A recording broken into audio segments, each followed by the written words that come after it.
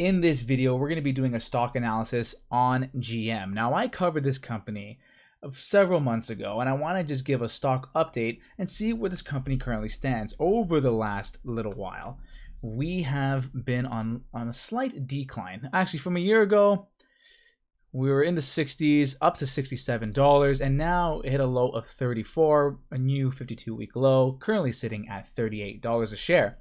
So I want to go through the financial evaluations category, this lovely score sheet here, which grades the balance sheet, income statement, as well as the cash flow statement to see where this company currently lies. And eventually afterwards, we are going to do a price analysis to determine a fair price to pay for this business. So jumping into it, in the stock research tool, we're scoring this a 4 out of 10. Now that is a pretty terrible score, folks. So let's dive deep into this business and figure out what GM is doing right and doing wrong. Starting with our PE average, we are sitting at 8.13, which is pretty good. We want this number to be underneath 22.5, and sitting at 8.13 is phenomenal. And if we jump over to our company metrics category here, we can see that it's sitting at 5.61, so that is phenomenal to see. Now, where they are going to lose some points is on our current ratio, and it's not even the worst of the worst. We're sitting at 1.11. Ideally we want to see this number to be at 1.5 or higher. Now, what that would indicate to us is that they have enough assets on hand to cover their liabilities. A 1.1 ratio isn't the worst thing. That means their assets are pretty much equal to their liabilities. That 0.5 though, however, would give us enough margin of safety in case things go wrong. So they're gonna get a 0 in this category, but honestly, it's not the worst thing, but we like seeing that margin of safety.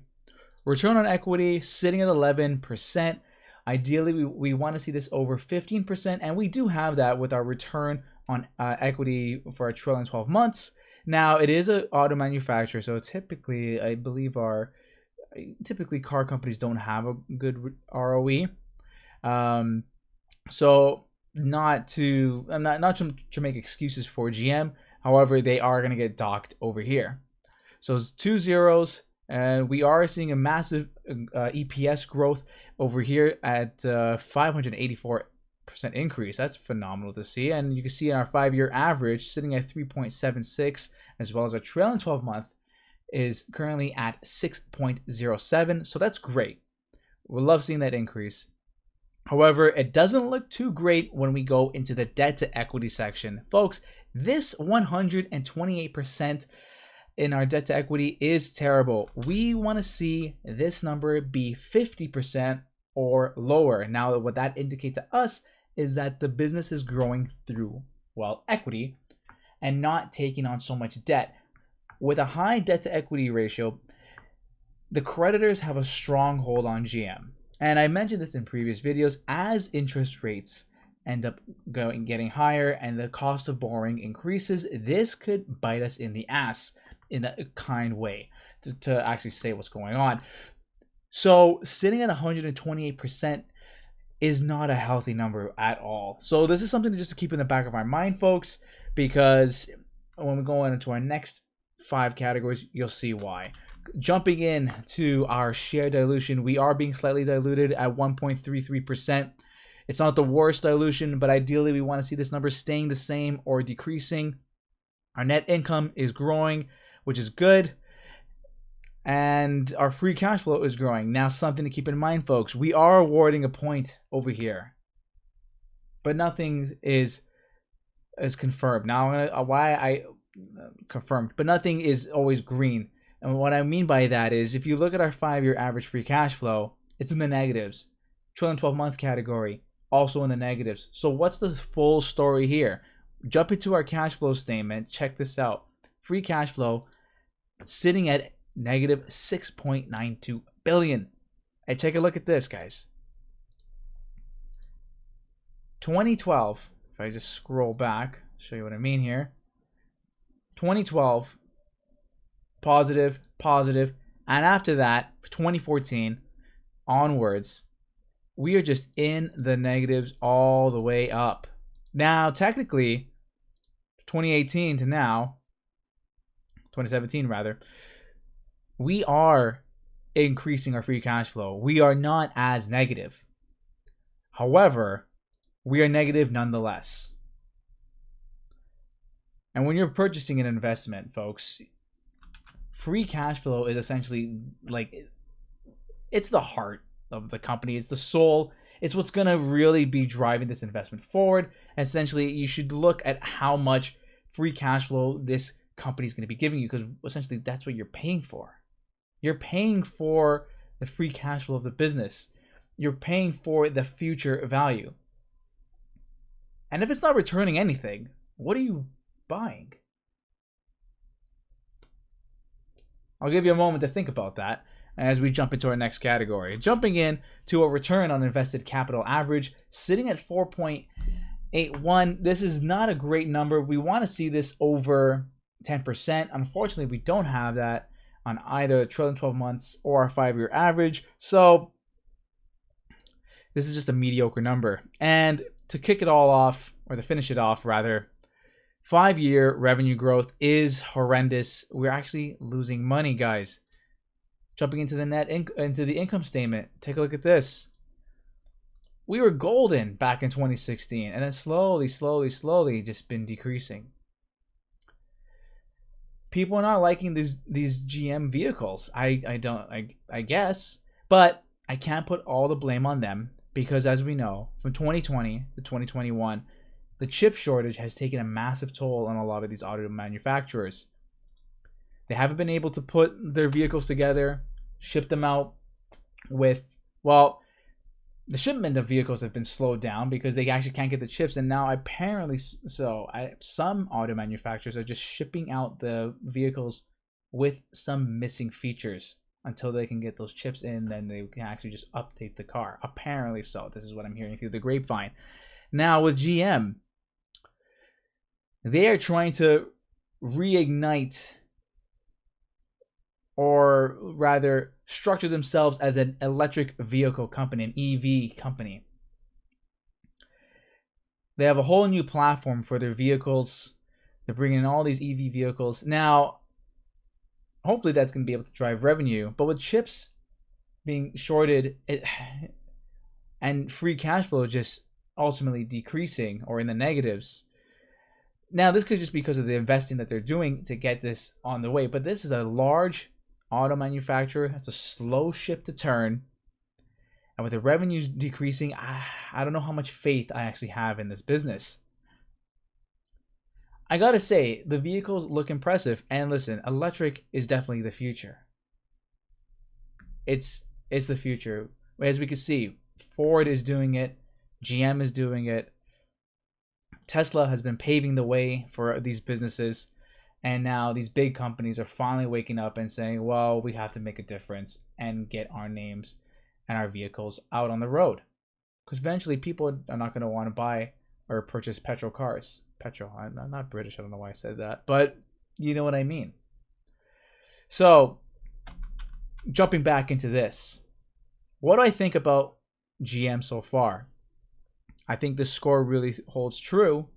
I don't think it's a 4 out of 10. I think it's a 3 out of 10. This free cash flow is not really justified. Our net income, sure. But a free cash flow, no. Yes, they're probably investing into all this EV structure. However, it's still something I don't like them burning through. Like, this is just straight cash in, cash out. Anyways, I digress. We're going to jump into a price analysis, folks. And if you're enjoying the video so far, consider liking the video, subscribing. You can find that all down here, down below. It helps out the channel a lot. It makes me feel warm and fuzzy inside, as well as this software that I have in front of me is going to be its own app, and you can analyze companies within an instant. Just type in the ticker symbol. So stay tuned for that, folks. It's going to be available for my subscribers. I'm very happy to hopefully get this out to you sooner rather than later. So here's our price analysis section here. I'm going to fill out these boxes, and I'll tell you why I filled them out the way I did. So stay tuned. Okay, folks, so here's what we did.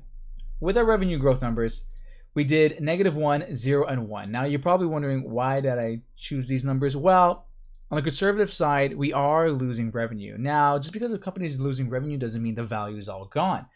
So, because there still could be some value hidden within the business until that revenue gets obviously depleted. So we're going to do a -1% revenue decline over the next 10 years, 0, and then a 1% increase if they're able to turn things around.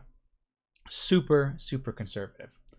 Now with our profit margin, I had to stick within this 4% range on the high side, so I decided to do 2 and 3, just because I can't fully justify them actually making decent amount of profit based off the fact that, well, as we discussed earlier, cars are harder to purchase, or new cars are harder to purchase, and buying a used car is, well, off topic, but that's jumped up 39% or something like that. So people are more so favoring that. So until this chip shortage comes out, I can't really, or rather gets resolved, I can't see how they would eventually make a profit, considering that our revenue is declining. So this is why I did 2, 3, and 4, and did 4 on the high side in the event the revenue starts increasing. Cash flow margin, for free cash flow margin, I had to speculate here, because honestly, if I did a negative number here, which would reflect currently what we have, we would just get a negative number because we essentially don't have any free cash flow to deal with. So I did 0, 0.5, and 1. Super, super conservative. Now, price of free cash flow, another speculation, sitting at 10, 12, and 14, and our PE ratio sitting at 3, 5, and 8. Super low, hovering around this 5 number. Now, it could very well increase. There's a lot of speculation that I'm doing here with GM. I don't like when I see a lot of negative numbers, but I have to work with what I've given. So, putting in our desired return. Lucky number 13.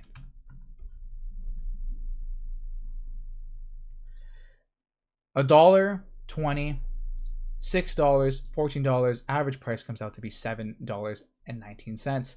Currently sitting at 38. This is a high avoidance stock, guys. There's a lot to be desired with GM. They are just not there just yet. They're just not there.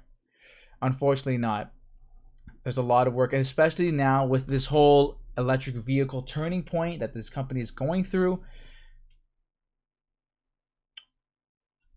I can't see myself owning this business until they prove themselves within that realm of space, within that realm. Essentially, the price just doesn't make sense, and this is being generous. This is putting in free cash flow margin numbers that we currently haven't seen, as well as a price of free cash flow that we currently don't have. I'm speculating here, folks. I don't like speculating, but this is what it is. As well as I'm being super, and you might disagree with me, but I'm being super aggressive on these revenue growth numbers. Take a look. Like, I could say we decline 4%. Wouldn't be wrong to say that, to assume that, considering since 2016, not even, look at that, guys. 2013, our revenue's been going down, or rather 2014, rather, that 0.93 really. But since 2014, our revenue's been going down. How can I possibly justify putting in a revenue increase? Like, what have they given? What have they shown me that they can do that? What, like, they haven't shown me that at all. So I'm staying away from GM for those following reasons. Until they can just turn the ship around, then it might be worth looking at. But right now, for me, it's a high spec play. I can't jump on this. What are your thoughts? Write them down in the comment section below. If you want to see a company evaluated, write it down there as well. I read all the comments. I would love to hear your feedback. But those are my thoughts on GM. Prices doesn't make sense. The financial evaluations, just a complete mess. Yeah, there's a lot to be desired. Anyways, guys, that's the video. Catch you in the next one. Thank you for watching.